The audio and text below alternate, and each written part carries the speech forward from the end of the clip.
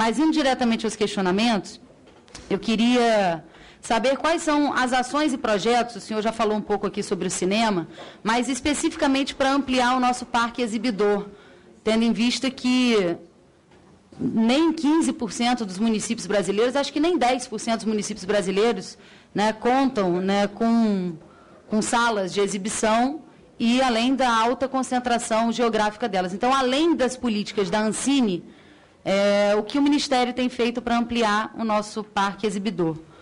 Com relação à Funarte, né, que eu acho que é uma instituição que tem como missão realizar uma política para as linguagens artísticas, né, e hoje se encontra praticamente obsoleto, se tornou um órgão de pequenos editais, subutilizado. Se existe alguma política de atualização desse órgão, né, uma política de revisão do seu papel ou de enquadramento melhor da Funarte dentro da sua missão. E hoje existe também uma proposta para que ela saia do Rio de Janeiro e venha para Brasília. E eu questiono se essa mudança de localização ela é fundamental, né? Para o Rio de Janeiro é importante ter um órgão como esse, e se seria fundamental essa transferência para que o órgão efetivamente pudesse funcionar. Queria saber também se existe alguma ação do Ministério da Cultura, em conjunto com o Ministério da Educação, tendo em vista essa nova era digital que a gente está vivendo, na formulação de aplicativos, de novas formas de inserção da cultura no cotidiano, né, das crianças, dos adolescentes, dentro das escolas. Eu, por exemplo, tenho um irmão de 15 anos de idade que nunca leu um jornal impresso, ele só lê jornal na internet, né? Hoje, através dos aplicativos, no iPad, lê o livro pela internet. Então, que tipo de política o Ministério da Educação e do Ministério da Cultura estão desenvolvendo em conjunto para essa nova realidade? Por fim, eu sei que não é uma questão diretamente relacionada ao Ministério, muito mais uma questão que envolve questões trabalhistas, mas eu gostaria de conhecer a opinião de Vossa Excelência. Tem crescido muito as queixas dos artistas de televisão com relação ao direito de imagem. Então, hoje, por exemplo, a Viva, né, a emissora Viva, que compra conteúdos da Rede Globo de televisão, ela alega que ela não tem que pagar o direito autoral porque ela já comprou o conteúdo da Globo. A Globo também alega que ela não tem que pagar por isso e estabelece muitas vezes, quase que obrigando os artistas num contrato a já ceder esses usos de imagem na venda desses conteúdos. Então, existe uma queixa muito grande da classe artística, tímida também, porque muitos também não querem se indispor com a emissora, mas eu já fiz, inclusive, um requerimento aqui para essa comissão, que deve ser votada na próxima sessão deliberativa, para a realização de uma audiência pública sobre esse tema.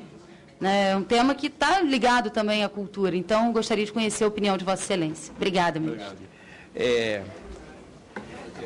O problema da Lei Rouanet não é só a distorção regional, deputada. O problema da Lei Rouanet é a distorção dentro do próprio território onde ela se realiza com mais incidência. Por exemplo, Gilberto Gil, quando era ministro, organizou um evento no Teatro Leblon, lá no Rio de Janeiro, e disse o seguinte, com os dados do IBGE, do IPEA na mão, disse, olha, não dá para manter esse nível de concentração da Lei Rouanet. Eu vou distribuir esse dinheiro de alguma maneira, vamos elaborar um projeto de revisão dessa lei para que a gente tenha a possibilidade de fazer política pública, porque é 80% do dinheiro. E não é justo que 80% desse dinheiro fique no Rio e São Paulo. Se você somar Rio, São Paulo e Rio de Janeiro, Minas, o Sudeste, você tem 90% do dinheiro que corresponde a 90% dos recursos que nós temos para financiar a cultura. Aí levantou um rapaz e disse, olha, eu sou diretor do maior centro cultural da Baixada Fluminense. Nunca conseguimos captar um tostão sequer pela Lei Rouanet, então não fale só de região, fale também da injustiça social, da alta concentração que essa lei gera, mesmo dentro dessas cidades e desses estados que são privilegiados. Funarte vai ser a prioridade nossa. Daqui a uns 15 dias estamos lançando o plano de construção das políticas para as artes, que eu reconheço que no governo passado nós não fomos devidamente eficientes, como fomos na área sociocultural. Vamos modernizar a instituição. Eu não acho, está em debate isso, mas eu não acho necessário sair do Rio de Janeiro. A FUNARTE não serve para o Rio de Janeiro, os outros estados pensam que a FUNARTE está servindo ao Rio de Janeiro. A FUNARTE se tornou uma instituição decrépita, que precisa ser revitalizada. Então não é o fato de ser no Rio de Janeiro. E se tem um estado, pela tradição de ter sido capital, tem potencial de fazer política para o Brasil inteiro, é o Rio de Janeiro. Nós temos a Cinemateca, que é uma instituição menor, mas assemelhada à FUNARTE, que funciona em São Paulo e está funcionando bem, atendendo o Brasil inteiro. Agora está passando por um período difícil, mas nós estamos resolvendo. Então, respondendo sua pergunta, eu pessoalmente acho de que essa identificação de que o problema da FUNARTE que funciona no Rio de Janeiro não é verdade. Eu assumo a responsabilidade e digo também que Gil tem consciência disso, que nós não fomos capazes de dar as políticas para as artes e para a FUNARTE o mesmo peso e a mesma vitalidade que demos para as outras áreas. Direito de imagem, isso faz parte do projeto do direito autoral que nós estamos incrementando.